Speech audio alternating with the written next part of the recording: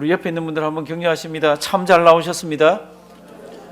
예, 오늘은 제가 우리 시작하기 전에 잘 아시는 시를 하나 읽어드리겠습니다. 일설에는 윤동주 시라 그러고 뭐 다 아시는 거예요. 저는 읽어보니까 이분 문체나 어투가 윤동주 시가 아니에요. 윤동주는 어투나 이런 게 있어요. 근데 이 시는 윤동주 시라 그러면서 막 돌아다니고 있습니다. 그러니까 우리 성도님들도 윤동주 시라 그러면서 많이 받았을 거예요. 내 인생의 가을이 오면, 많이 보셨죠? 네, 한번 잘 보시기 바랍니다. 내 인생의 가을이 오면 나는 나에게 물어볼 이야기들이 있습니다. 윤동주는 이런 채로 쓰질 않습니다. 윤동주 건, 제가 볼 때는 윤동주 건 아니에요. 내 인생이 가을에 오면 나는 나에게 사람들을 사랑했느냐고 물을 것입니다. 그때 가벼운 마음으로 말할 수 있도록 나는 지금 많은 사람들을 사랑하겠습니다. 내 인생이 가을이 오면 나는 나에게 열심히 살았느냐고 물을 것입니다. 그때 자신 있게 말할 수 있도록 나는 지금 맞이하고 있는 하루하루를 최선을 다하며 살겠습니다. 내 인생의 가을이 오면 나는 나에게 사람들에게 상처를 준 일이 없었냐고 물을 것입니다. 그때 자신 있게 말할 수 있도록 사람들을 상처 주는 말과 행동을 하지 말아야 하겠습니다. 내 인생의 가을이 오면 나는 나에게 삶이 아름다웠냐고 물을 것입니다. 그때 기쁘게 대답할 수 있도록 내 삶의 날들을 기쁨으로 아름답게 가꾸어 가야겠습니다. 내 인생의 가을이 오면 나는 나에게 어떤 열매를 얼마만큼 맺었느냐고 물을 것입니다. 내 마음의 밭에 좋은 생각의 씨를 뿌려 좋은 말과 좋은 행동의 열매를 부지런히 키워야 하겠습니다. 여기 내 인생의 가을이 오면이에요. 그러면 자기가 자기에게 묻는 겁니다. 사랑하며 살았느냐? 열매를 맺었느냐? 상처는 주지 않았느냐? 이런 걸 자기가 자기에게 물어볼 때 그때 선뜻 대답하고 그때 즐겁게 대답할 수 있도록 지금 인생을 그렇게 살아야 되겠습니다. 뭐 예수 믿는 분인지 아닌지는 모르겠어요. 근데 이렇게 읽어보니까 참 생각할 부분들이 많습니다. 특별히 우리가 지금 성경을 공부하고 우리 성경 말씀을 중심으로 해서 우리 지금 여러 가지 신앙을 다시 한번 다져보는데 인생이 길지 않습니다. 길지 않은 인생에 하나님께서 우리에게 너 어떻게 살다 왔느냐? 너 뭐 하다 왔느냐? 그러면 그 뭐 한 거는 우리 에너지가 다 소진된 거를 이야기할 겁니다. 골프 치다 왔는데요. 저는 커피가 좋아서 커피 따라다니다 왔습니다. 그런 건 아니잖아요. 그러니까 우리 인생을 이렇게 돌아보면서 특별히 조국과 한국 지금 상황을 보면서 요한계시록의 마지막 사건들을 보면서 우리 신앙을 잘 다져야 될 겁니다. 오늘 우리가 39번부터 해야 되는데 그 이전까지 내용은 어떤 겁니까? 하나님께서는 우리 죄가 너무 많기 때문에 우리 죄를 사하시기 위해서 의로우신 하나님께서 성자 하나님을 이 땅에 보내셨습니다. 그래서 그분이 오셔서 십자가에서 우리를 위해서 단번에 본인이 제물이 되셔서 본인이 대제사장이 되셔서 제사를 드렸습니다. 그러면 그 사건하고 나하고 연결이 되고 그 사건이 내 사건이 되려고 그러면 어떻게 해야 됩니까? 내가 믿어야 됩니다. 근데 이제 우리가 공부하고 있는 것 중에 내가 믿어야 된다는 것에 대한 성경적인 이야기를 하고 있습니다. 그게 뭡니까? 그러면 성령님이 역사하셔야 됩니다. 그게 있고요. 또 하나가 성령님이 역사하셔서 효과적인 부름이 되어야 된다고 되어 있었습니다. 그렇죠? 그래서 그게 나하고 예수님 사건하고 이렇게 맺어져서 내가 믿음으로, 성령님이 뭐합니까? 내 속에서 믿음을 일으키시고 그렇게 되어 있었습니다. 그래서 일으키신 믿음 가지고 내가 예수를 믿으면 그 다음에 이런 질문이 있었습니다. 그러면 예수 믿는 사람이 이 땅에 살면서 금생에 이 땅 살면서 어떤 유익이 있습니까? 세 가지가 있다고 그랬습니다. 찾아보지 말고 뭐 했습니까? 의롭다 하심, 기억하시네. 그 다음요? 양자가 되고, 세 번째는요? 거룩하게. 요거예요. 그래서 이제 의롭다가 뭡니까? 양자가 뭡니까? 거룩하다가 뭡니까? 그게 이제 지난번에 쭉 나왔습니다. 그렇죠? 그렇게 쭉 나가다가 이제 우리 이제 죽음과 그 다음에 부활과 그 다음에 그 얘기가 마지막으로 있었습니다. 이제 38번이 우리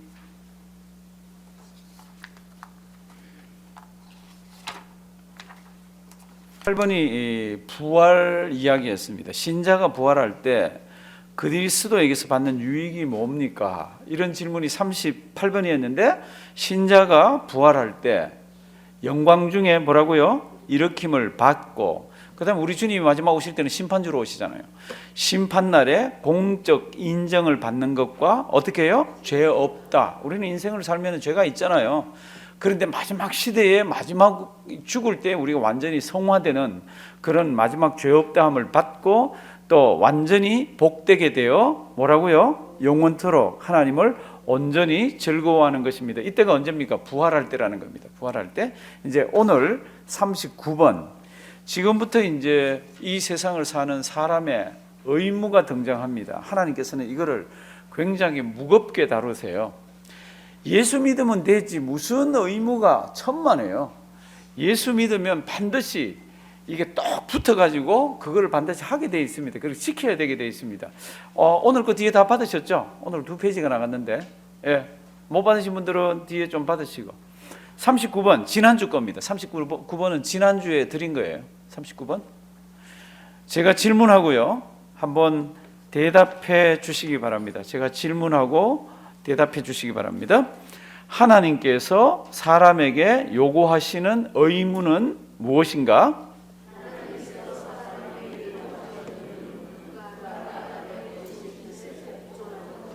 예, 하나도 어려운 것도 없고요, 하나도 헷갈리는 것도 없습니다. 우리가 예수 믿었잖아요. 지금 예수 믿는 사람에게 이건 하나님께서 예수 믿는다고 성령 하나님께서 믿음을 일으켜 주신 그 사람들에게 요구하는 의무는, 본분은 무엇입니까? 하나님께서 사람에게 요구하는 의무는 복종하는 겁니다. 무엇에? 그가 나타내 보이신 뜻에 복종합니다. 그러면 그가 나타내 보이신 뜻이 어디에 있습니까? 성경책에 있습니다. 성경이 이렇게 두꺼운 성경책에 있습니다. 근데 이제 지금부터는 조금 이제 요약해서 들어갑니다. 조금 이제 줄여서 들어갑니다. 하나님께서 사람에게 요구하시는 의무는 그가 나타내 보이신 뜻에 어떻게 해요? 복종. 그 복종 동그라미 좀 칠래요? 하나님께서 순종을 굉장히 좋아하세요. 순종이라는 거는 내가 수긍해서 맞아요 그러면서 하는 순종도 있지만, 아닌데 나는 그거 싫은데, 그런데도 하나님이 원하실 때가 있습니다. 나는 싫은데 하나님이 원하실 때 있어요. 제가 하나 물어볼게요. 그때 어떻게 해야 돼요? 내가 싫어하는 쪽으로 그냥 몰고 가야 됩니까? 하나님의 뜻에 따라가야 됩니까? 그거 다 아는데 어려워요. 생각보다. 내 뜻이 이렇게 있고 내 의지가 이렇게 있는데 하나님이 이렇게 순종하라 그러면 어떤 걸 해야 됩니까? 순종이에요. 한번 따라 하십니다. 순종. 순종. 우리 신명기 4장 1절 2절 한번 주실래요?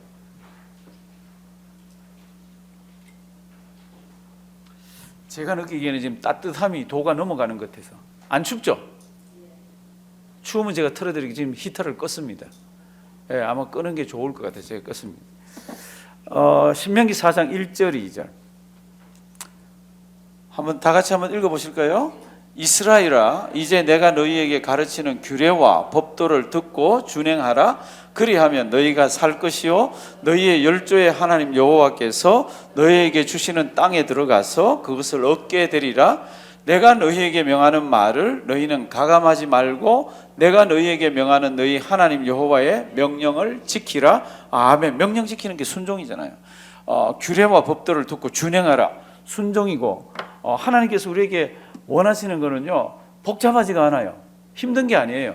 그냥 그대로 그냥 그리고 하면 쉬운 거예요. 근데 이걸 안 하려고 하나님 아버지하고 줄 당기기를 하면은 하나님이 너무너무 싫어합니다. 우리도 힘들어지고요. 그러니까 간단하지만 잘 안 되는 게 뭡니까? 그러면 순종입니다. 잘 아시잖아요. 사울이라는 사람이 있었습니다.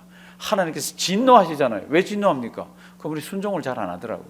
이제 사무엘 상 15장 22절 한번 주실래요? 우리 다 같이 한번 읽으십니다.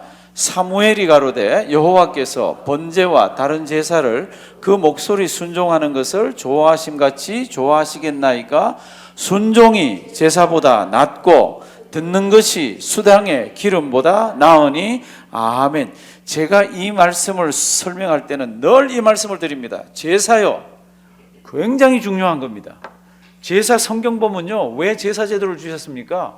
앞으로 장차올 십자가의 예수 그리스도를 내다보면서 제사를 주셨어요. 그 제사는요, 그냥 뭐 순종이 제사보다 제사 아무것도 아니야. 그거 아니에요. 그러면 여기서 얘기하는 건 뭡니까? 순종 안 하면서 제사 드리는 건 하나님 싫다는 거지. 제사는 너무너무 좋은 거고 너무너무 의미가 있는 거예요. 그럼에도 불구하고 순종하지 않고 제사를 드리는 그 제사는 하나님이 받지 않겠다는 겁니다.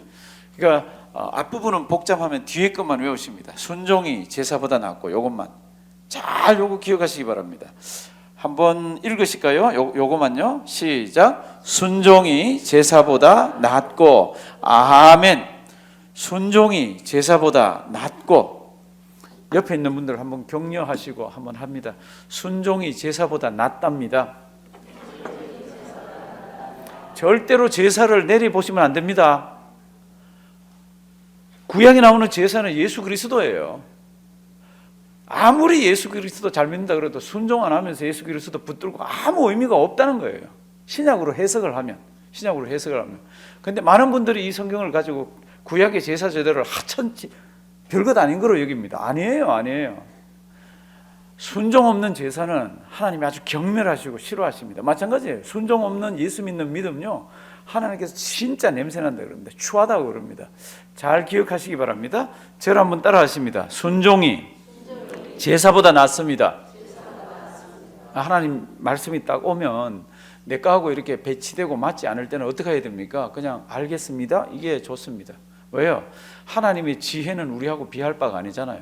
하나님의 생각은 우리 생각하고 다르고 하나님의 길은 우리 길보다 높아서 이사야서에 나오잖아요. 그렇죠? 그러니까 순종이라는 게 나올 때는 늘 뭐하고 부딪힙니까? 나의 의지하고 부딪히고 내 뜻하고 부딪히지 다른 사람 뜻하고는 부딪히지 않습니다. 내 뜻이 하나님의 말씀과 위배되고 거슬러 올라갈 때는 어떻게 해야 됩니까? 하나님 말씀에 순종하지 않으면 순종이 제사보다 낫고 그러는 그 말에 우리가 그냥 말려 들어가는 겁니다. 저랑 따라 하십니다. 순종이 제사보다 낫습니다. 예, 요한일서 5장 2절 3절. 사실은요, 오늘 지금 시작하면서 우리가 평생 어마어마하게 받을 복을 지금 얘기했습니다. 요거 하나 잘 지키면 신앙 안 흔들립니다. 요거 하나 잘 지키면. 왜요? 성경에 나오는 모든 것들이 이 속에 다 들어가서 순종해야 되는 거로 나오잖아요. 요한일서 5장 2, 3절. 우리 다 같이 한번 읽어보십니다. 우리가 하나님을 사랑하고 그의 계명들을 지킬 때에 이로써 우리가 하나님의 자녀 사랑하는 줄을 아느니라. 하나님을 사랑하는 것은 이것이니 우리가 그의 계명들을 지키는 것이라. 그의 계명들은 무거운 것이 아니로다. 아멘. 이 말씀 잘 보실래요? 우리가 하나님을 사랑한다, 그리고 하나님 진짜 하나님이 저를 사랑하고 제가 하나님 사랑한다 그러면 하나님의 계명들이 뭐라고요? 무거운 것이 아니라고. 하나님의 계명이 막 무겁게 느껴지고 싫을 때는요, 우리가 하나님 사랑 안 하고 있을 때입니다. 하나님 사랑하면 그렇게 되게 돼 있습니다. 첫 데이트 다 해보셨잖아요. 그때 어떻게 했습니까? 막 눈에 뵈는 게 없이 막 정신없이 막 그렇잖아요. 하나님 사랑하면 그렇다는 거예요. 하나님 사랑하지 않으면 하나님께서 우리에게 주시는 계명이 어떻게 느껴집니까? 아주 무겁게 느껴집니다. 혹시 무겁게 느껴지는 분 계세요? 그럼 내 신앙을 다시 보시면 됩니다. 이게 아주 간단하고 아주 좋으면서 아주 어려운 거예요. 누구에게나 어렵습니다. 누구에게나. 그래서 39번 다시 보십니다. 하나님께서 사람에게 요구하신 의무가 뭡니까? 속으로 뭐라고 대답하면 됩니까? 순종. 그런데 무엇의 순종이에요? 하나님의 뜻의 순종. 그게 답이에요. 제가 이제 질문합니다. 하나님께서 사람에게 요구하시는 의무는 무엇인가?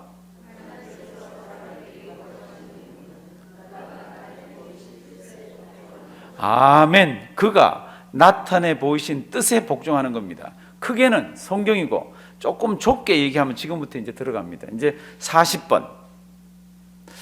하나님께서 이제 복종하는 거라 그랬잖아요. 그렇죠? 그럼 하나님께서 자기에게 복종할 법으로서 사람에게 처음 나타내 보이신 것은 무엇인가?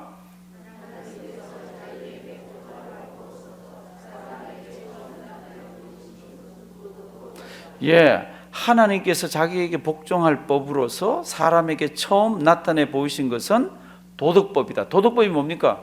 사람이 코로 호흡하는 동안에 이 땅 어떻게 살아야 되는지를 가르치는 법이 도덕법이잖아요. 이거는 지금 성경에서 얘기하는 도덕법은 학교에서 얘기하는 도덕법하고 다릅니다. 학교에서 이야기하는 도덕법은 사회의 도덕법이지만 지금 하나님께서 우리에게 요구하시는 도덕법은 그거를 다 포함한 훨씬 깊고 훨씬 넓은 그런 도덕법이에요. 왜 목사님 하필 이게 성경에 나오는 것을 도덕법이라 그럽니까?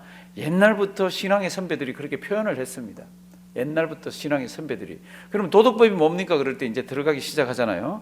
40번 하나님께서 자기에게 복종할 법으로서 처음 나타내 준 법이 뭡니까? 뭐라고요? 도덕법. 도덕법. 한번 따라 하십니다. 도덕법. 도덕법. 이제 도덕법이 뭔지 나온다니까. 도덕법. 그러면 이제 40번에 우리 로마서 2장 13절 15, 로마서 10장 5절 앞에 나오는 대로 한번 보시겠습니다.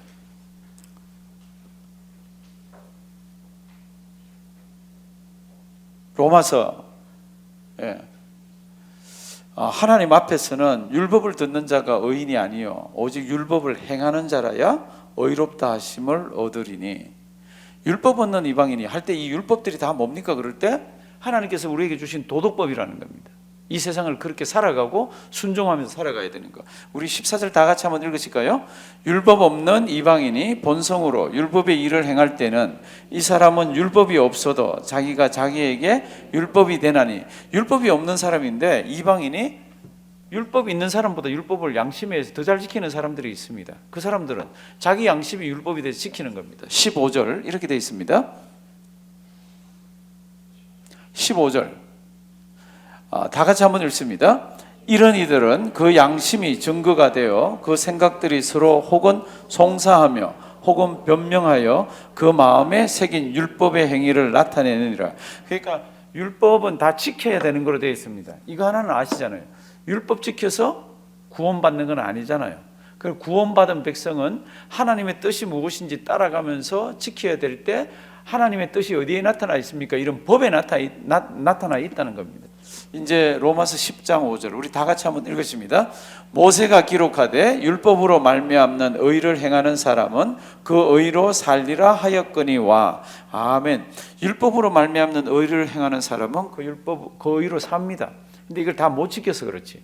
못 지킴에도 불구하고 이거를 지켜서는 구원받을 수 있는 사람이 없다고 그래요. 불구하고 하나님께서는 우리에게 뭐를 주셨습니까? 이 법을 주셨어요.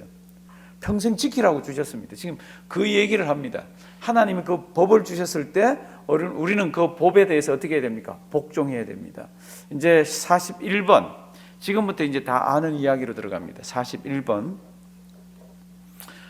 아까 우리가 복종할 법으로 하나님이 어떤 거 주셨습니까? 도덕법을 줬습니다. 그럼 도덕법이 어디에 그럼 가장 잘 나타나 있습니까? 그게 41번입니다. 대답 잘 해주십시오.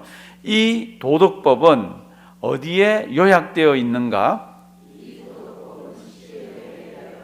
예, 간단하게 되어 있습니다. 이 도덕법은 성경에 있는 것을 다 뭉쳐서 십계명에다가 요약을 해놨습니다. 십계명을 요약하면 쉽게 얘기하면 앞쪽은 하나님을 어떻게 섬겨야 되는지, 뒤쪽은 이웃과 어떤 관계가 돼야 되는지 이렇게 되어 있다 그랬잖아요, 그렇죠? 그래서 41번 이 도덕법은 어디에 요약되어 있습니까? 십계명 그렇게 이해하시면 됩니다. 하나님께서 우리에게 십계명을 주셨습니다. 그래서 지금도 그렇지만 모든 이런 캐테키즘에는요, 소요리 문답이나 이런 데는 십계명 설명이 다 들어가 있습니다. 왜 그렇습니까? 하나님이 누군지 이야기하고 있고 그 하나님을 어떻게 섬겨야 되는지 이야기가 들어가 있고 그 다음에 하나님께서 창조한 사람들이 어떻게 같이 어울려서 살아야 되는지가 성경에 기록되어 있습니다. 그래서 41번 이 도덕법은 어디에 요약되어 있는가? 어디요? 십계명. 한번 따라 하십니다. 십계명. 십계명. 예, 굉장히 많은 예수 믿는 사람들이 십계명을 소홀히 합니다. 그렇지 않습니다.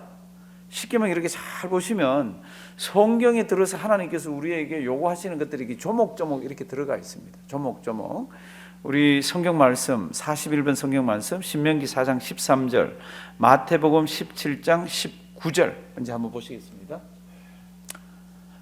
신명기 4장 13절 여호와께서 그 언약을 너희에게 반포하시고 너희로 지키라 명하셨으니 뭐라고 표현했습니까? 곧 무엇이라? 십계명이며 어디에 썼습니까? 두 돌판에 친히 쓰신 것이라. 십계명인데 하나님께서 친히 쓰셔서 인생에게 주셨습니다. 왜냐하면 사람이 고안해서 하거나 사람이 어떤 머리로 만든 게 아니라 하나님이 직접 주신 거라고. 근데 이게 복잡하지가 않아요. 몇 개예요? 10개예요.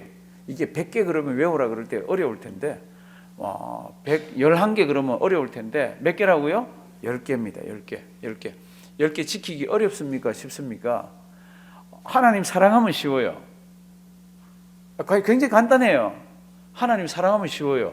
그런데 하나님 사랑하지 않으면 어려워요. 어려워요. 이제 그다음 성경 말씀 한번 보십니다. 마태복음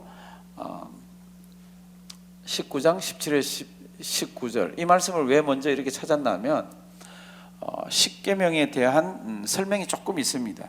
보시면 예수께서 가라사대 어찌하여 선한 일을 내게 묻느냐. 어떤 사건이냐면 어떤 젊은 관원이 와서 예수님 어떻게 하면 제가 용생을 얻을 수 있습니까? 막 그러면서 이제 막 질문할 때예요.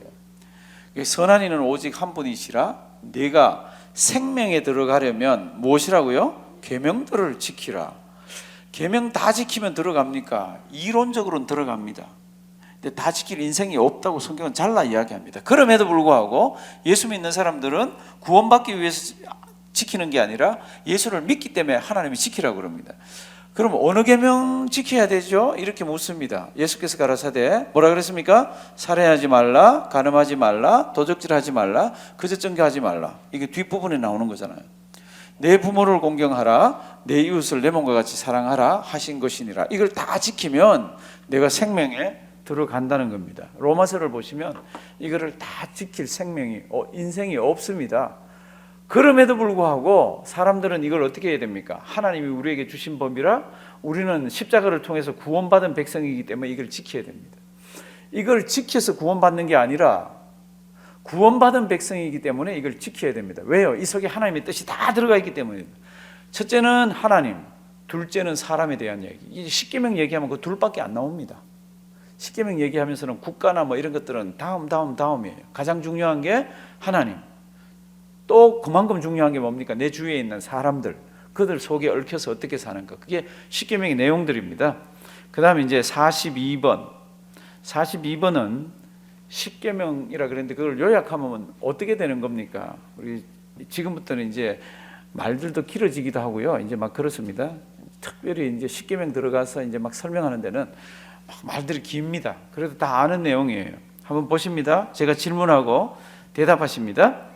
십계명의 대강령은 무엇인가?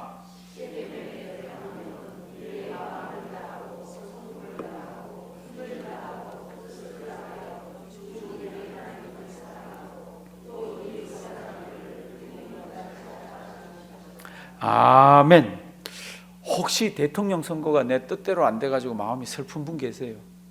제가 왜 이런 질문을 하나 그러면 지금 이제 이 대답하고 읽을 때 큰 충격받고 큰 슬픔이 있는 분들 같이 읽으시죠. 이거 뭘 읽고 이럴 때는 피치가 지금보다는 한 2도 내지 3도는 올라가셔야 되잖아요. 근데 지금도 보니까 다 이래가지고 지금 뭐 아주 뭐 지금 내가 원치 않는 일이 세상에서 막 일어나서 돌아가고 있듯이 그렇게 읽으시는 것 같아요. 제가 다시 질문합니다.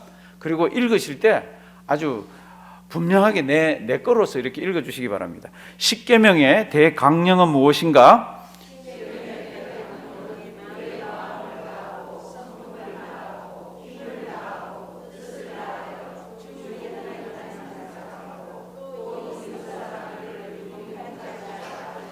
아멘. 이거는요 참 재밌어요. 왜냐하면 우리 찬송가 뒤에 보면은 십계명이 있잖아요. 그 십계명 다 읽어보면 위로는 하나님을 사랑하고 옆으로는 이웃 사랑하라 그렇게 안 돼 있잖아요.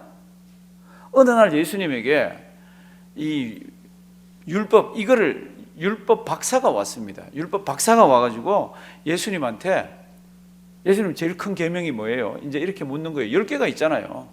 그 중에 제일 큰 계명이 뭐예요? 이렇게 묻습니다. 그때 예수님이 첫 번째가 제일 크다, 5번째가 제일 크다 이렇게 안 하셨어요.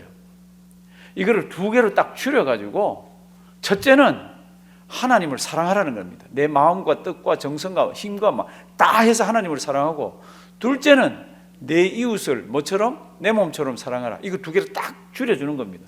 주변에 있는 사람들이 뭐 너무너무 놀라는 거 있잖아요.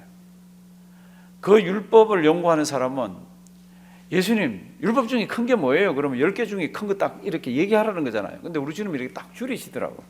우리 이제 42번 10계명을 요약하면 어떻게 됩니까? 이 대강령이라는 뜻은 요약한다는 뜻이에요. 10계명을 요약하면 어떻게 됩니까? 이게 42번인데 우리 성경 구절 마태복음 22장 37에서 40, 요한복음 14장 15 한번 주십니다. 지금부터 우리 잘 한번 보십니다. 예수님께서 무엇이라고 이걸 요약해 주시는지 다 같이 우리 37절에서 40절까지 한번 읽습니다.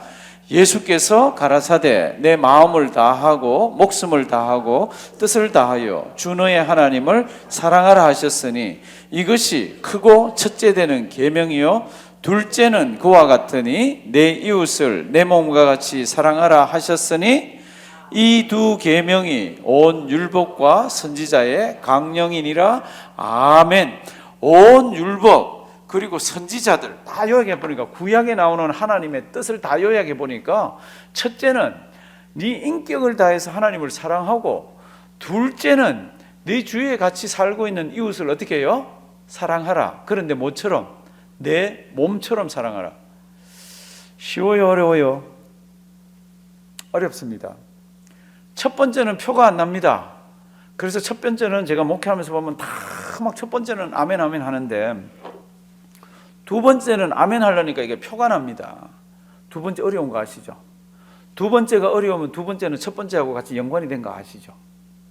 그러니까 이거 말씀 지키는 건 참 어려워요. 그래서 아까 순종, 복종이라는 단어는 언제나 거기에 내 뜻이 이렇게 같이 비껴 가게 돼 있습니다. 내 뜻이 막 요 부분이건 저 부분이건 그래서 내 뜻이 비껴가게 돼 있기 때문에 이걸 틀어서 주님 말씀에 온전히 순종한다는 건 대단히 어렵습니다. 그래서 이제 세월이 지나가고 이제 주님의 뜻을 알아가고 이제 우리 성품이 바뀌어가면서 이런 것들이 다 지켜지는 거죠.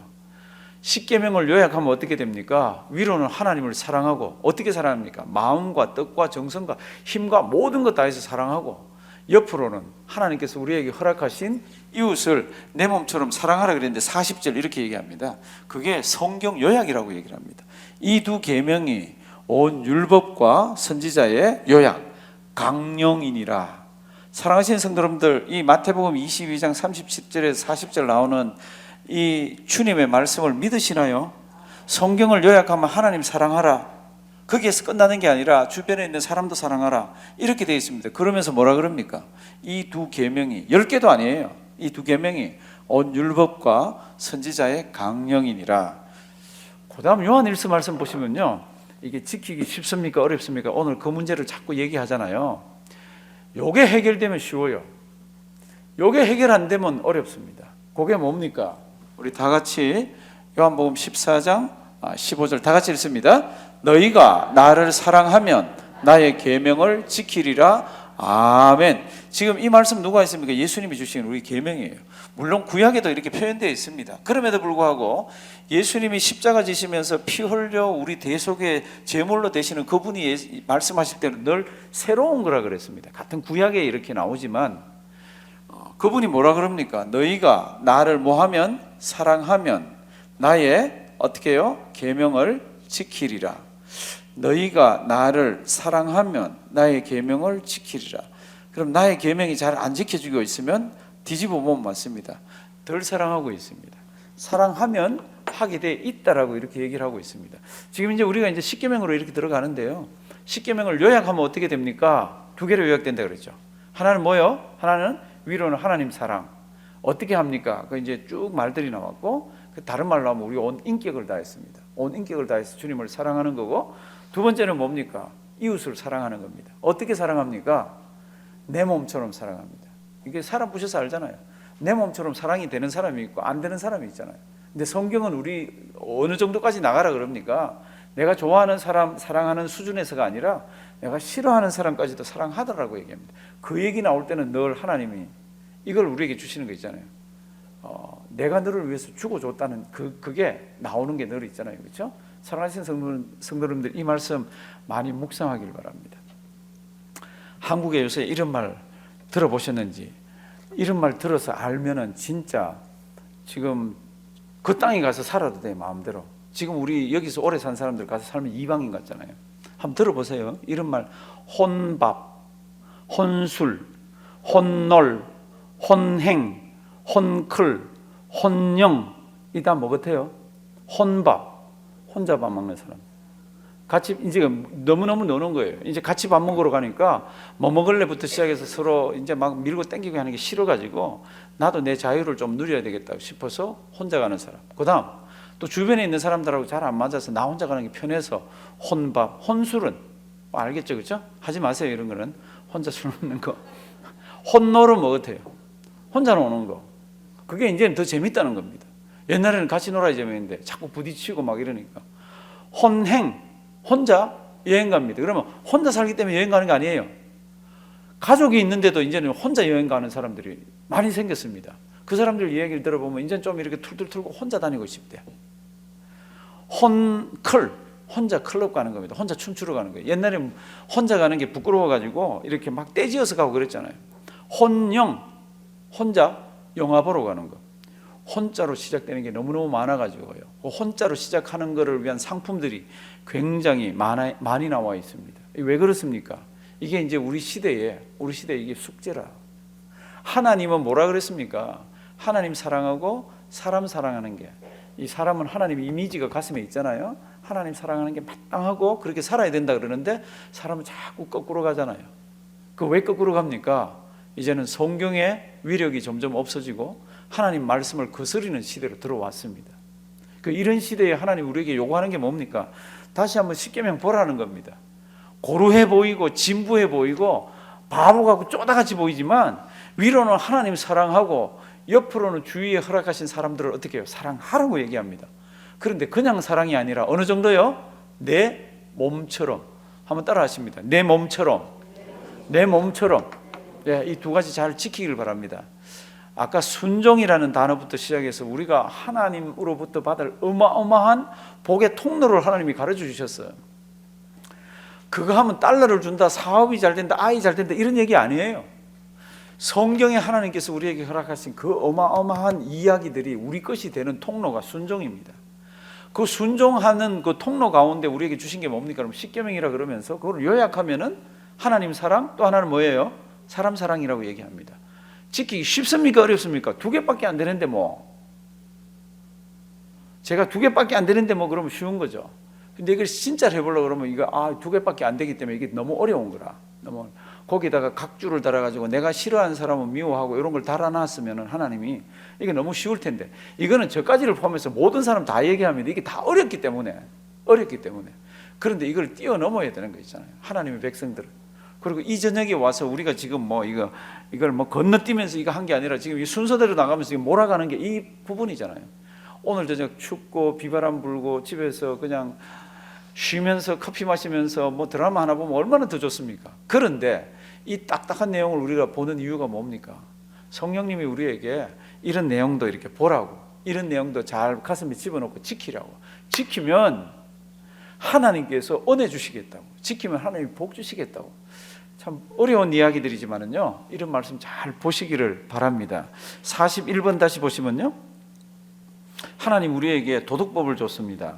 41번. 이 도덕법 어디에 요약되어 있습니까? 어디에요? 십계명. 그럼 십계명을 좀 우리 10개를 살펴보기 전에 좀 줄여서 얘기하면 어떻게 되어 있습니까? 42번 제가 질문하고 42번 대답하고 좀 쉬도록 하겠습니다. 42번 십계명의 대강령은 무엇인가?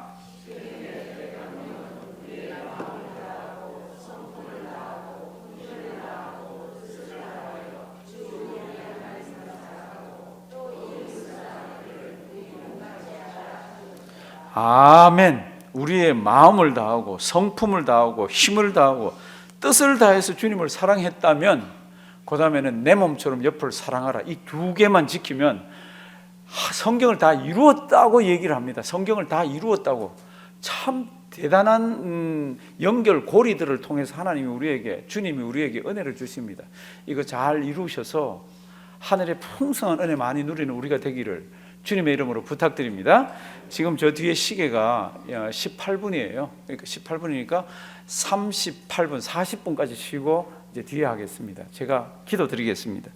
살아계신 하나님, 우리가 오늘은 좀 빨리 쉽니다. 이유는 우리가 다 아는 내용이 나오는데 다시 한번 우리가 마음속으로 정리해야 되는 시점에 왔습니다. 너무 잘 아는데 너무 잘 안 되는 이 모든 것을 하나님이 잘 아십니다.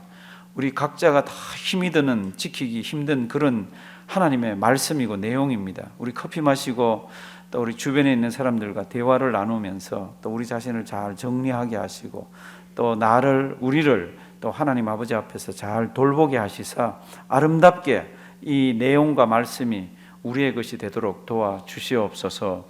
오늘도 맛있는 간식을 대접하는 가정이 있습니다. 그 가정에 하나님 두 딸과 아들이 있는데 가는 길을 하나님 기억하시고 가는 길마다 하나님의 은혜가 넘치게 인도하여 주시옵소서.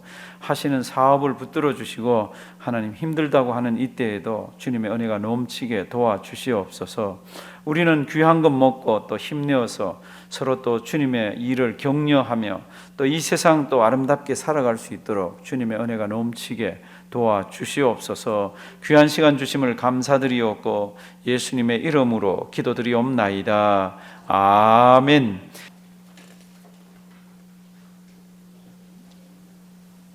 우리 아까 42번요. 42번 제가 질문 드리고 이번에는 떡도 드시고 차도 마신 힘찬 우렁찬 목소리를 한번 읽으면서 아주 중요한 내용입니다. 내거로 만드시면서 성령님의 도움을 구하시면서 성경 말씀 그대로 들어가 있는 거잖아요. 42번 십계명의 대강령은 무엇인가?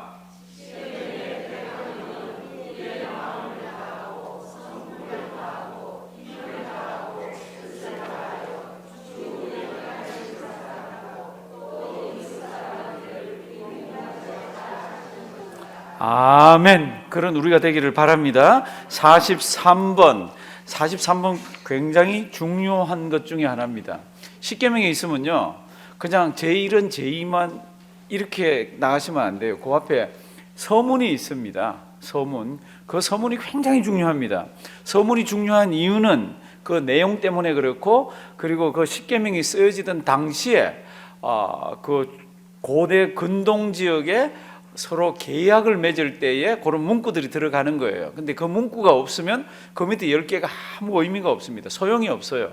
그래서 그거를 서문이라고 그럽니다. 서문. 제가 질문을 하면 성도 여러분들 일단 답을 해 주시기 바랍니다.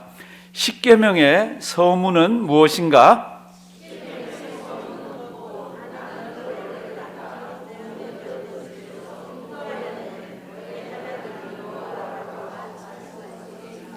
아멘. 십계명의 서문은 출애굽기 20장 1절 2절에 이렇게 나와 있는데요. 특별히 2절이 서문이에요. 이제 앞에 나올 텐데 그게 왜 중요합니까? 그게 없으면 1, 2, 3, 4, 10번까지 지킬 이유가 아무것도 없습니다. 그러면 그게 무슨 내용입니까? 그러면 이렇게 되어 있습니다. 우리 1절 2절 한번 보시면요, 하나님이 이제 모세가 시내산에 올라갔습니다. 그래서 하나님이 이 모든 말씀으로 일러 가라사대 3절부터는 이제 십계명이 쫙 나와요. 3절부터는. 그런데 2절이 있어야 3절부터 십계명이 의미를 갖고 지켜야 되는 그런 당위성이 있습니다. 2절이 없으면 아무 우리하고 관계가 없습니다. 2절이 뭡니까? 다 같이 한번 읽습니다. 나는 너를 애굽 땅 종되었던 집에서 인도하여 낸 너의 하나님 여호와로라. 아멘. 너희가 애굽에 종살이 할 때에 너희 신음소리가 하늘을 찌를 때에 내가 모세를 보내서 너희를 구원해 주신 살아계신 하나님이다. 내가 너희를 구원해 주었기 때문에 너희는 내 말을 들으라. 1, 2, 3, 4 이렇게 성경에는 1, 2 이렇게 돼 있잖아요. 그러니까 사랑하시는 성도 여러분들, 십계명에 있어서 가장 중요한 것 중에 하나가 뭡니까? 그러면 뭐라고요? 서문. 한번 따라 하십니다. 서문이 하나님이 우리 구원 안 해주시고 하나님이 우리 인도 안 해주시는데 우리가 왜 그 말을 들어요? 그러니까 서문에 뭐라고 얘기하고 있습니까? 나는 너를 애굽 땅 종되었던 집에서 인도하여 낸 너의 하나님 여호와라. 그러니까 내 말을 들어라. 첫째, 둘째 이렇게 막 나가는 겁니다. 사랑하시는 성도 여러분들, 우리가 왜 하나님의 법을 지킵니까? 출애굽기 20장은 이렇게 되어 있고 신약적으로 얘기를 하면은 하나님께서 예수 그리스도를 이 땅에 보내서 우리 죄를 위해서 십자가에 달려 돌아가시고 성령 하나님이 우리 마음속에 믿음을 일으키셔서 그분을 믿게 해주셨기 때문에 우리가 하나님의 명령을 지킵니다. 하나님의 명령을 따라갑니다. 이렇게 되는 거예요. 하나님이 우리하고 관계가 아무것도 없으면 그 다음에 우리 보고 명령하는 거 지킬 이유가 없잖아요. 안 지켜도 되잖아요. 근데 하나님이 우리 하나님이시고 하나님이 나를 창조하시고 하나님이 나를 구원하시고 하나님이 나를 지금도 붙들으시고 계시니까 너 내 말 들어? 예, 그럼요. 이렇게 하는 겁니다. 그걸 아까 다른 표현으로 하면은 순종이라 그랬잖아요. 그렇죠? 순종. 순종의 요건이 지금 여기 들어 있습니다. 나는 너희가 애굽 땅에서 종되었던 집에서 인도하여 낸 너희 여호와 하나님이라. 그러니까 내 계명을 지키라. 요거 잘 기억하시기 바랍니다. 옛날에 고대 사회에서 서로 이렇게 나라 간에 이렇게 조약을 맺고 이렇게 언약을 맺을 때 강한 나라가 있고 약한 나라가 있잖아요. 그 강한 나라가 이런 걸 지키게 합니다. 어떻게 합니까? 나 왕 누구누구는 너희 나라를 보호해 줄 거다. 외적이 쳐들어오면 우리나라에 쳐들어왔듯이 우리가 너희를 보호해 줄 것이다. 그러니까 너희는 이 조약을 지켜야 한다. 이렇게 위에 서문이 있습니다. 서문이. 이제 지금 이 십계명도 그렇게 되어 있습니다. 서문 43번 제가 다시 한번 질문하고요.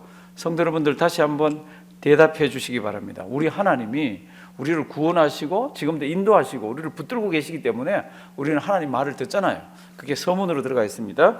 43번 십계명의 서문은 무엇인가?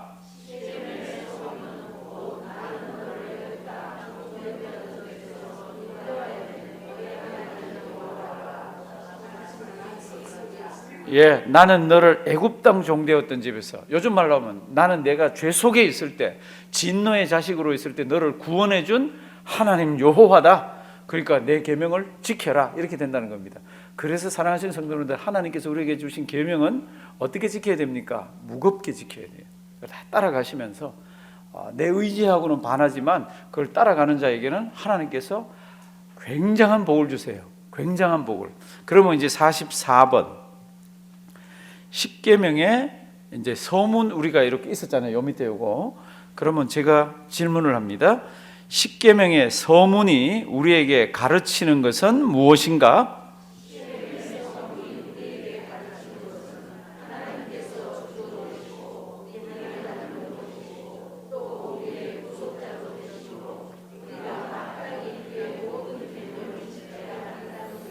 아멘. 십계명의 서문은 지금 20장 2절, 이 서문은 우리가 마땅히 지켜야 된다는 겁니다. 아까 내용이 그렇게 있었잖아요. 그럼 그 내용을 성경 말고 다른 말로 풀어보면은 뭡니까? 그게 이제 이렇게 되어 있습니다.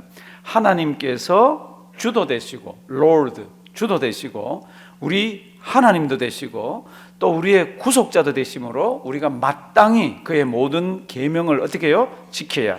그의 어떤 계명, 모든 계명을, 하나님이 우리에게 주신 모든 명령을 다 지켜야 합니다. 정리가 되고 있죠. 이게 딱딱해 보이지만은요, 어마어마한 위력을 가지고 있는 겁니다. 어마어마한. 왜 우리가 성경에 나오는 그거를 구구절절 다 지켜야 돼? 그럴 때 이런 소문이 있어서 그렇습니다. 내가 너를 사랑한다. 너를 사랑하기 때문에 내 사랑하는 아들을 보내서 십자가에서 몸과 피를 다 찢고 또 흘리고 하면서까지 너를 사랑했다. 그러니까 너는 내 말을 들어라. 이렇게 나간다는 겁니다. 그럴 때 그 의미가 뭡니까? 그분이 나의 주님도 되고 나의 하나님도 되고 나의 창조주도 되고 구속자도 되고, 그렇기 때문에 모든 그분의 말씀을 마땅히 따라가야 합니다. 요즘 말로 바꾸면 그렇게 되는 거죠. 그렇죠? 제가 다시 질문하고 대답해 주십니다. 44번 십계명의 서문이 우리에게 가르치는 것은 무엇인가?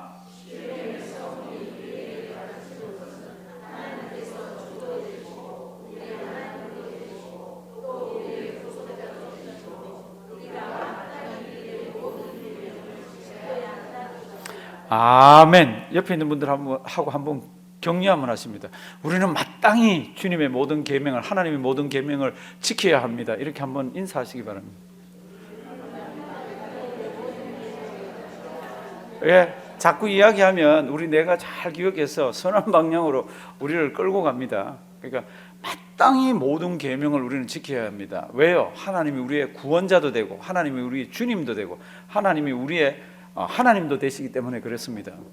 지금 세상은요, 하나님이 우리 하나님이라 그러는데 그것만큼이나 위력을 발휘하는, 이제 물질은 둘째치고 그런 게 있습니다. 제가 지난 시간에 말씀 안 드렸지 싶어. 미국에 있는 어떤 가정에 16살 난 딸이 하나 있었습니다. 그런데 이 딸 앞으로 타겟에서 자꾸만 임신용품 디스카운트 해주는 쿠폰, 임신하고 난 뒤에 뭐 약을 사 먹는 쿠폰, 이런 게 자꾸 오는 거예요. 그 집 딸이 16살입니다. 부모가 화가 너무너무 나가지고 술을 했습니다. 좀 얼마 전 얘기 같아요. 술을 했어요. 그래서 막 수가 진행되는 동안에 왜 아무것도 모르는 우리 딸에게 타겟에서 딸 이름으로 해서 이렇게 임신용품 쿠폰, 그다음 뭐 임신했을 때는 어떻게 이런 책자 쿠폰 이런 걸 왜 보내냐고 막 진행되는 동안에 조사를 해보니까 딸이 진짜 임신했어. 16살인데. 그러면 딸이 임신한 거 어떻게 합니까?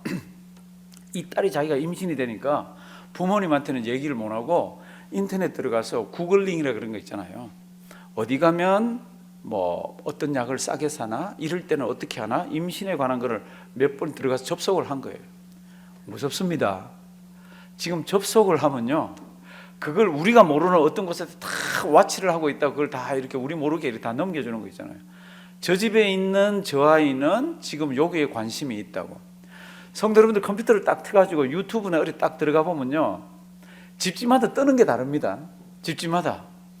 저는 옛날에 테니스 라켓이 한번 이 끈이 떨어졌어요. 죄송합니다. 무식하게 끈이라 그랬어요. 이거 스트링이라 그러더라고. 스트링이 끊어졌어요. 그래서 스트링 좀 싸게 살 데가 없어서 해서 구글링을 한번 했어요. 유튜브를 치면요, 서브 열 때 어떻게 하는지부터 시작해서 그냥 저는 한 번도 설치를 안 했는데 그거부터 옆에 들어갔다 붙어 있는 거 있잖아요. 옆에. 그게 어떻게 해서 그렇습니까? 우리는 그냥 가서 한번 클릭해서 이걸 찾아봤는데 우리 모르는 어떤 데서 그걸 다 해서 그거를 그쪽에 다 보내는 거 있잖아요. 저 사람은 테니스에 관심이 있다. 저 사람은 골프에 관심이 있다. 그러니까 유튜브 에서 딱 하면, 유튜브 딱 치면 집집마다 똑같이 떠야 되잖아요. 지금 유튜브 들어갔는데 아닌 거 알죠?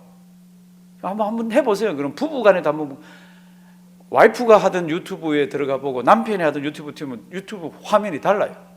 옆에 쭉 나열되는 게 달라요. 왜 그런가 하면 자주 들어가 본 데를 어딘가 우리 모르는 데서 지금 그런 시대를 우리가 살아갑니다.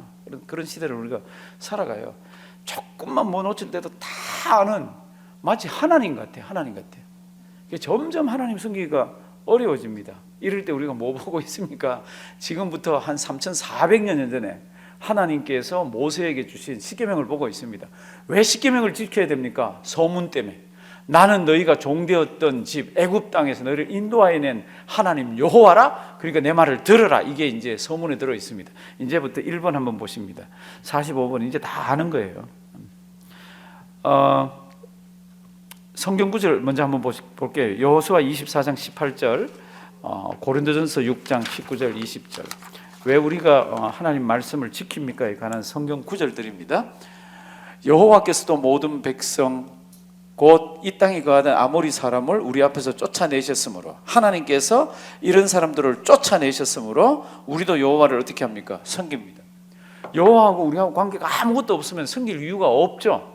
여호수아는 하나님이 그분들을 쫓아내줬으니까 우리가 섬깁니다. 이게 어떤 언약 관계가 된다는 겁니다. 십계명은요, 애굽의 종되었던 집에서 너를 구원해 줬기 때문에 그래서 너희는 내 말 들으랍니다. 그 다음 고린도전서요 6장 19, 20. 왜 우리가 우리 몸을 막 굴리면 안 됩니까? 왜 우리가 이 세상 살면서 반듯하게 그렇게 살아야 됩니까? 다 같이 한번 읽으십니다. 19절 20절 시작. 너희 몸은 너희가 하나님께로부터 받은 바 너희 가운데 계신 성령의 전인 줄을 알지 못하느냐? 너희는 너희의 것이 아니라 값으로 산 것이 되었으니 그런즉 너희 몸으로 하나님께 영광을 돌리라. 아멘. 우리가 성령의 전이라서 조신하게 하나님의 백성답게 살아야 됩니다. 왜 그렇습니까? 그럴 때 그 밑에 성경 말씀 보면 너희 돈으로 샀다는 겁니다. 하나님이 우리를, 하나님께서 다른 데 보면 핏값으로 샀다는 거죠. 그러니까 너희는 내 말도 듣고 너희는 성령의 전으로 살아가라는 겁니다. 하나님이 그렇게 안 해주셨으면 그렇게 할 이유가 없는 거죠. 성경은 그렇게 돼 있어요. 계약 관계가. 하나님 우리를 사랑하셔서 핏값으로 사주셨기 때문에 너희가 돌아다니는 곳은 어디든지 너희가 성전이기 때문에 그렇게 살아라는 겁니다. 십계명은 너희가 애굽 땅에서 종되었을 때 내가 너희를 구원해 줬기 때문에 지금부터 내 말을 들어라. 그 이제 10개가 나옵니다. 이제 45번. 제가 질문하고요. 대답해 주시기 바랍니다. 제1계명은 무엇인가?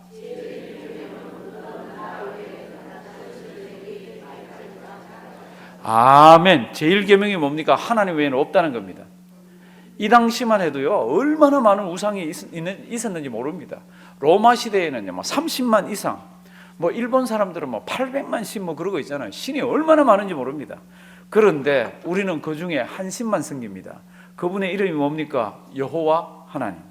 우리의 삼위일체 되시는 한 분만 섬깁니다. 그러니까 성경은 이렇게 얘기합니다. 너는 나 외에 다른 신을 섬기지 말고 나 외에 없는 줄 그렇게 알아라고 이렇게 이제 얘기하십니다. 성경 구절 출애굽기 20장 3, 신명기 5장 7 같은 내용입니다. 성경은 한 분 하나님만 얘기합니다. 그리고 그분만 섬기라고 얘기합니다. 다 같이 성경 구절 두 개 읽습니다. 하나는 출애굽기 20장 3, 하나는 신명기 5장 7입니다. 다 같이 읽습니다. 너는 나 외에는 다른 신들을 내게 있게 말지니라. 아멘. 나 외에는 위하는 신들을 내게 있게 말지니라. 아멘. 하나님 외에는 다른 신이 없습니다. 오늘 저녁 때 우리가 이거 공부하잖아요. 그런데 우리가 살고 있는 맨하탄에 나가면 그게 아닌 거 아시죠? 그게 아닌 거 아시죠? 하나님만 신이냐? 하나님만 한 분 신이 아니라는 겁니다. 다른 종교에서 섬기는 모든 신들도 다 살아있는 신이라는 겁니다. 구원 어떻게 받느냐? 너희는 예수를 통해서 간다 그러지만 다른 종교들은 다른 종교를 믿어서 간다라고 얘기하고 있습니다. 이제 거기서 끝나면 그래도 괜찮은데 거기서 끝나질 않습니다. 다 모여봐.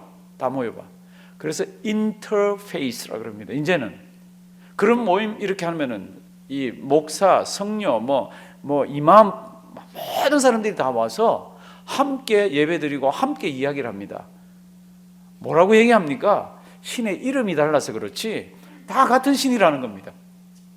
3400여 년 전부터 우리 하나님 뭐라 그럽니까? 나 외에는 다른 신이 없다고. 이 땅에 어떤 이름으로 있는 신들이 있어도 나 외에는 다른 신이 없다고. 그렇게 해서 이제 신이 다른 사람들이 다 모여서 얘기하니까 통하잖아요. 이름만 다를 뿐이지 다 같은 신이야 이렇게 얘기하니까 통하잖아요. 그런데 안 통하는 소수의 무리가 있습니다. 안 통하는 소수의 무리는 누굽니까? 그럴 때는 우리는 우리 신에게 갈 때 예수를 통하지 않으면 우리 신에게 갈 수가 없습니다라는 사람들은 거기에 안 속해지는 거 있잖아요. 참 무서운 시대가 지금이에요. 성경을 보시면 I am the way, 내가 곧 그 길이라고, 하나님께 가는 길이라고, 나를 통하지 않고는 하나님께 갈 사람이 아무도 없다고 얘기하시잖아요.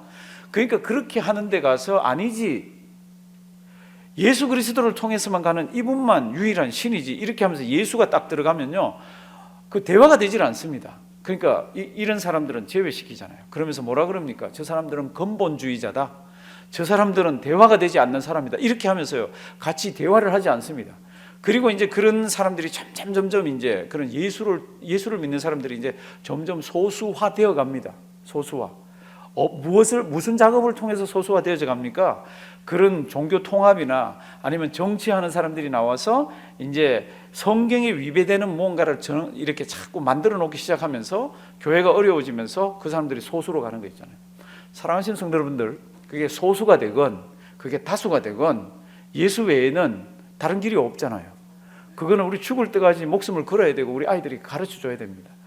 올해가 종교개혁 499년입니다. 10월 31일 마지막 날 루터가 구텐베르그 대학, 그 대학이 성당을 통해서 들어가서 그 대학 정문이라 그러기도 하고 성당 정문이라고도 합니다. 그 95개제를 갖다 박았잖아요. 그 95개제 다 읽어보면 우리 프로테스탄트의 신앙 원리가 들어가 있는 게 아니에요. 그 당시에 해서는 안 되는 짓을 우리 모여서 의논 한번 해보자고. 왜 10월 31일 날 그걸 갖다 못을 갖다 때려 박았습니까? 11월 1일이 가톨릭에서 그걸 하는 날이에요. 모든 성인들을 이렇게 추앙하고 그날 기적이 일어나는 날이라 그래서 그때는 막 사람들이 몰려드는 날입니다. 큰 성당들이 있는데. 그러니까 그 전날 갖다 받고 한번 의논하자고, 우리 신앙 다시 한번 보자고 이렇게 한 게 시발점이 된 거예요. 그러니까 무지무지하게 많은 사람들이 그때 있었죠. 왜냐하면 그 다음 날 어떤 이적과 기사가 자기들 절기를 통해서 나타난다고 생각을 해서. 그런데 갖다 받고 나서 얼마나 어려웠습니까?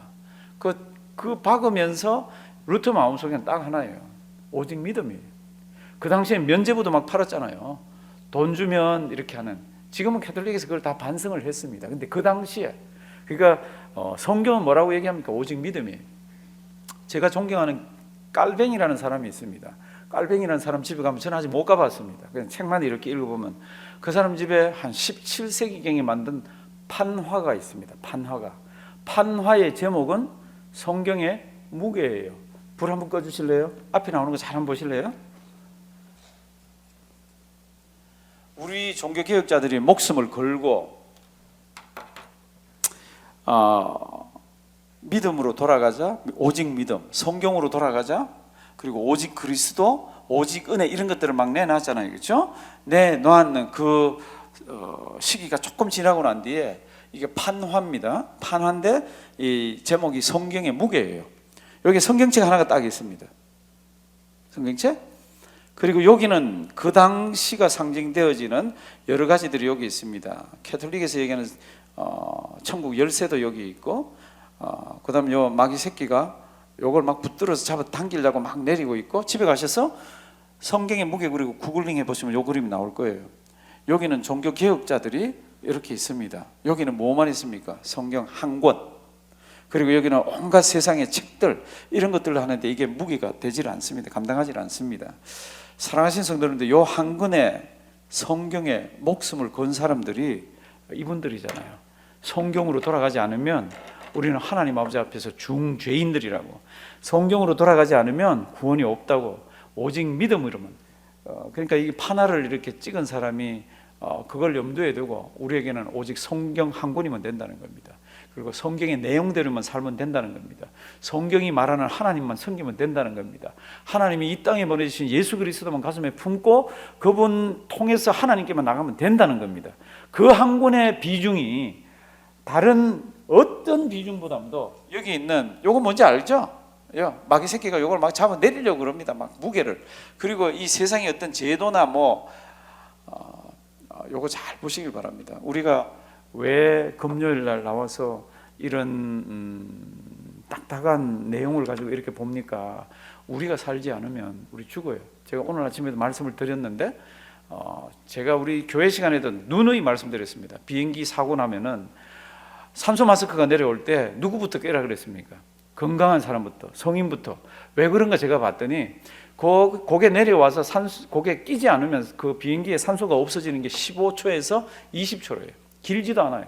15초에서 20초 동안에 성인이 끼지 않으면 옆에 있는 사람이 죽는 거예요. 만약 마음이 불쌍해서 어린애부터, 갓난아기부터 채웠다, 그러고 내가 채우려고 그러면 갓난아기 채우고 난 뒤에 내가 찰 시간이 없어서 기절하면 갓난아기가 날 못 살립니다. 그래서 그런 책을 찾아보니까 이렇게 돼 있더라고.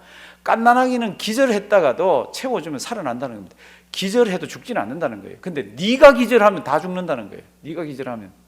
어쩌면 우리가 그런 마음으로 이 밤에도 나올지 모르고 기도하고 성경 읽고 그럴 거예요. 지금 시대는 아무도 예측을 못합니다. 저는 대통령 선거가 끝나면 미국은 또 끝나는 줄 알았더니 맨하탄에 있는 트럼프 타워, 저기 LA에 있는 고속도로 지금 막 난리가 났잖아요. 이게 어디로 튈지 모르겠더라고. 어디로 튈지. 참 이런 시대에 우리는 다른 얘기하고 있습니다. 신앙으로. 왜 제가 그런데 에너지를 쏟지 말라 그러냐 그러면 대통령은 또 바뀝니다. 4년 뒤에 바뀔지 8년 뒤에 바뀔지 또 바뀝니다. 세상은 자꾸 이렇게 가게 돼 있는데 우리가 그 속에 잘못 판단하면 자꾸 그게 단 줄 알고 그걸 쫓아다닌다고. 우리는 그게 아니잖아요. 죽어가는 영혼, 하나님께서 우리에게 허락하신 교회, 하나님이 우리에게 주신 명령, 위로는 하나님을 사랑하고 옆으로는 내 몸처럼 사람을 사랑하는데, 이런데 전력 투구를 해야 되기 때문에 그렇습니다. 그 가장 무게 나가는 책이 뭡니까? 그럴 때 성경이라고, 이 종교개혁 시대 조금 지나고 난 뒤에는 이렇게 표현을 했습니다. 오늘도 우리에게는 성경이 있습니다. 많이 읽으시고 또 그렇게 성경 따라 살다가 하나님의 은혜를 무지무지하게 많이 받는 우리가 되기를 주님의 이름으로 부탁드립니다. 기도드리겠습니다. 하나님, 500여 년 전에 우리 신앙의 선배들이 참 믿음을 찾고 말씀을 찾기 위해서 피를 많이 흘렸습니다. 하나님, 그 일로 인해서 캐톨릭도 많이 반성하고 개신교도 오늘까지 왔습니다. 그리고 하나님 아버지, 개신교는 이제 다시 종교개혁이 일어나야 된다고 할 만큼 타락의 길을 걷고 있습니다. 하나님 우리에게 지혜를 주셔서 우리의 에너지를 성경 말씀 지키는데, 우리의 에너지를 하나님의 뜻을 따라가는데 다 쏟아붓고 주님 앞에 섰을 때 하나님 감사합니다. 저를 사랑하셔서 예수 믿게 해주셔서 하나님 감사합니다. 저를 통해 이 땅에 온 우리의 자녀들 또 하나님의 은혜 가운데서 신앙생활하게 하심을 감사드립니다. 이런 고백들이 가정마다 넘치도록 주님 도와주시옵소서. 우리가 이 저녁 이렇게 앉아있지만 우리 마음속에는 또 세상 살면서 생긴 여러 가지 근심과 걱정과 고통이 있을 수도 있습니다. 하나님 이 시간 우리 붙들어 주시고 함께하여 주셔서 이 예배당을 나서는 순간에 다시 한번 성령 하나님이 우리를 붙들어 주셔서 기쁨으로 하나님께서 우리를 붙들어 주셔서 즐거운 마음으로 새 힘으로 세상 나가도록 도와주시옵소서. 귀하고 아름다운 시간 우리에게 늘 허락하심을 감사드리옵고 예수님의 이름으로 기도드리옵나이다. 아멘.